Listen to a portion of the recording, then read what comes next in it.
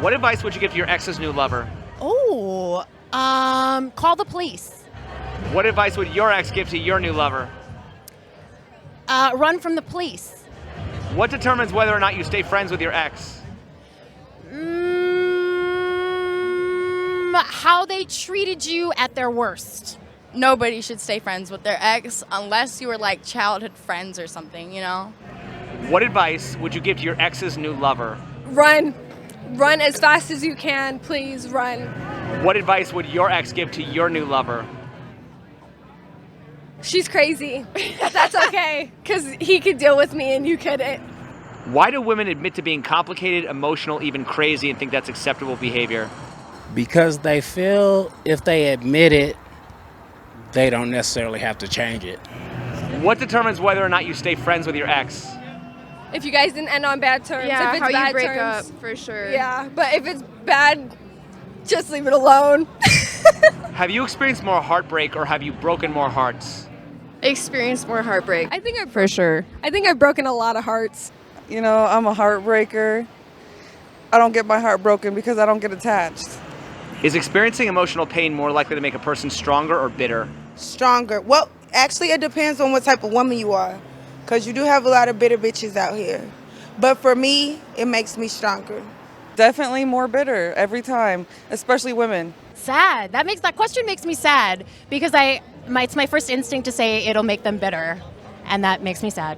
I think bitter because I am a bitter person sometimes and I can't let things go easily. It takes me a little bit, but then it makes me stronger in the end, if that makes sense.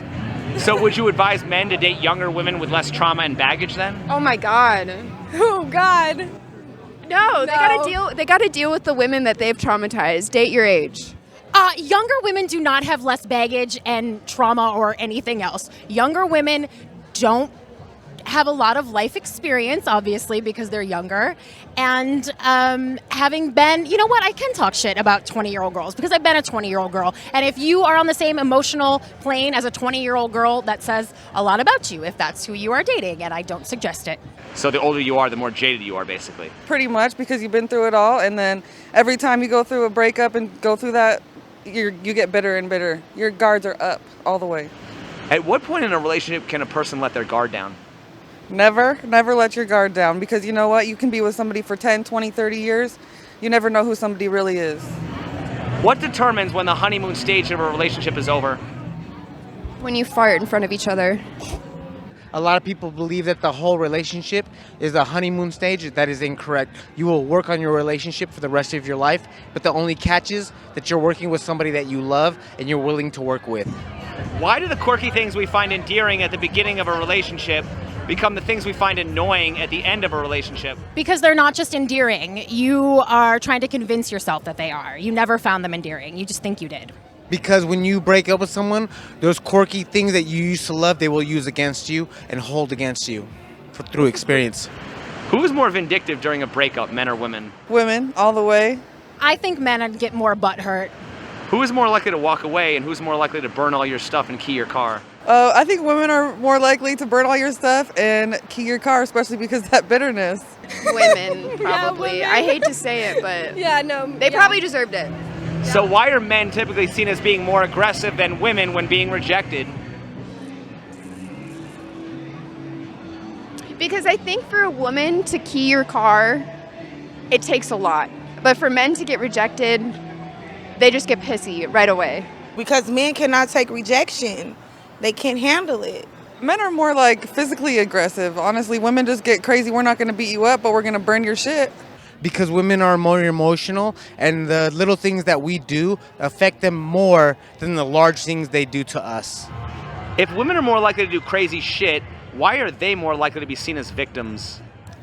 Because there's a double standard. Men are men, women are women, and as a man you must be strong, and as a woman it is okay to be vulnerable. And so therefore that gives you the opportunity to play a double standard.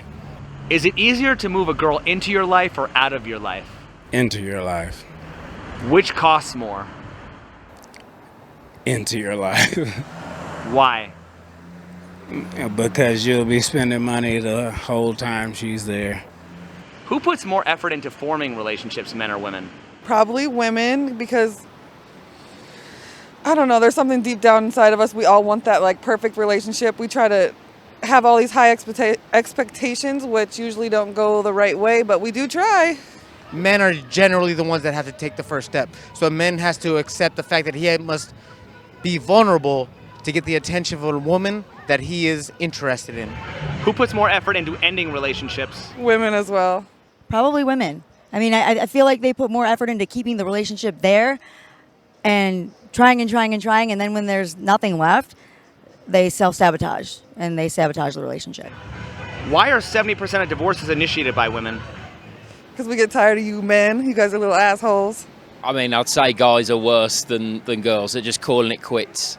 And, you know, yeah, definitely guys. Why are 70% of divorces initiated by women?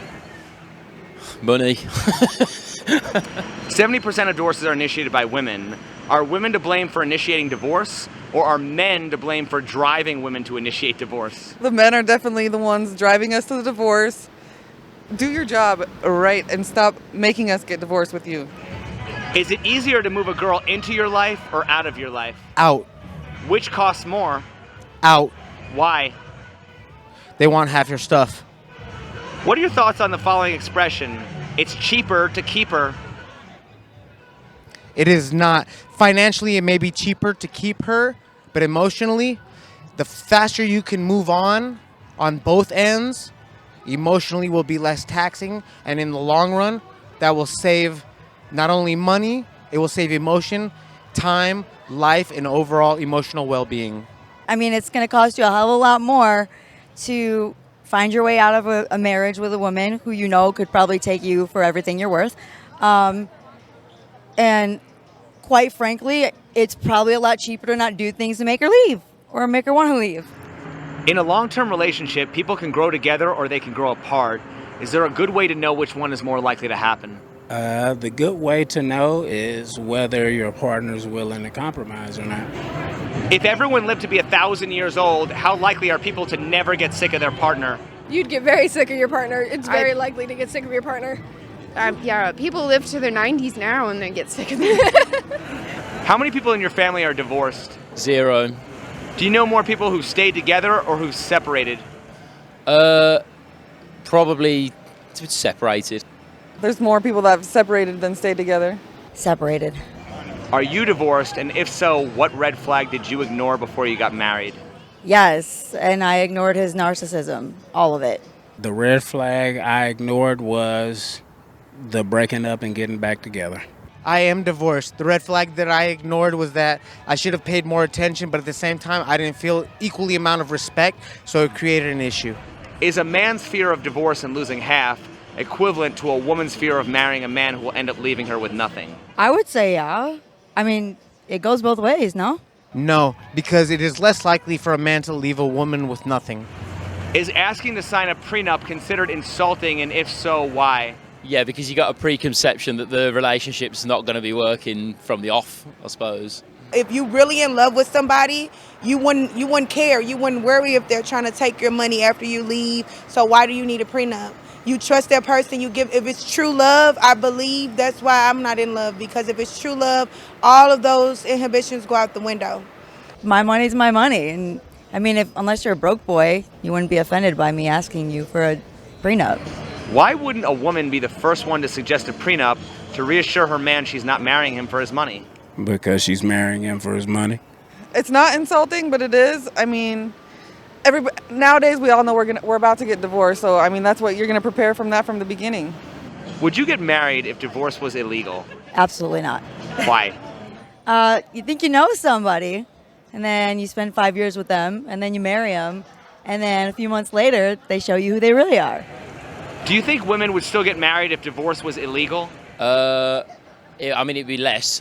It'd be less likely. So why should a woman have an escape plan but a man shouldn't?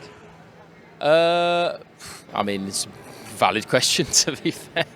I hadn't thought about it, but yeah, valid question. Since men typically get screwed in divorce, shouldn't every marriage have a prenup? Probably. Since men typically get screwed in divorce, shouldn't every marriage have a prenup? No. Who said that? Who said men typically? Is that a fact? Statistically, I mean, you know, the majority of alimony and child support payments are paid from men to women. Gotta be more careful. The fact that you're willing to sign a prenup and then he is also is only showing that you both understand that a relationship is 50-50. Although you can say it's 100-100, I put 100, you put 100, but we both understand that not everything works out to the best situation, and we are both prepared if that is the situation. Would you get married if it was just a ceremony with no government documents? Yes. Does the fact that the church won't marry you without a government license violate the separation of church and state? Technically, yeah. Why would conservatives who say they want smaller government want the government involved in your love life to begin with? That's a good question. Why do you want to be involved in my love life, government?